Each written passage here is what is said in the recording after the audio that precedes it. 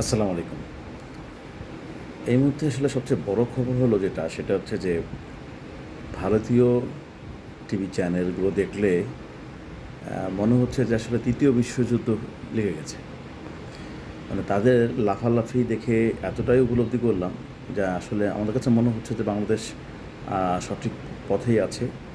তাই আপনাদেরকে অনুরোধ করব যে ভারতীয় চ্যানেলের যে খবরগুলো, এটা না আপাতত আপনারা দেখেন না। কারণ দেখলে আপনারা আপনাদের ঘুম নষ্ট হবে। আপনাদের মানে কি বলবো, ওদের দৌড়োদৌড়ি লাফালাফি, ওদের সাংবাদিকদের দৌড়োদৌড়ি লাফালাফি দেখে এটাই মনে হচ্ছে যে মানে তারা টিভি সেট ভেঙে একদম চ্যানেল ভেঙে বের হয়ে যাচ্ছে। বিষয়টা এমন, মানে বাংলাদেশের সকল হিন্দু সম্প্রদায়কে মেরে কুচিয়ে একদম শেষ করে ফেলছে। আসলে বিষয়টা কিন্তু তা না। বাংলাদেশে হিন্দু সম্প্রদায়ের যে দাঙ্গা ফ্যাসাদ, সেটা কি গত 15 বছরকে আমরা দেখি নাই?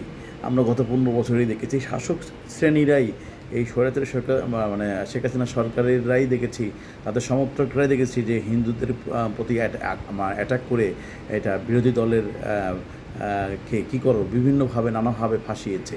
সো আপনাদেরকে অনুরোধ করবো যে আসলে আপনারা এই ভিডিওগুলো কাইন্ডলি দেখেন না। আর পাশাপাশি আপনারা একটু কাইন্ডলি দেখেন যে আমাদের মাদ্রাসার স্টুডেন্টরা কীভাবে হিন্দু সম্প্রদায়ের বাড়িঘর এবং মন্দির পাহারা দিচ্ছে, যেটি অকল্পনীয়।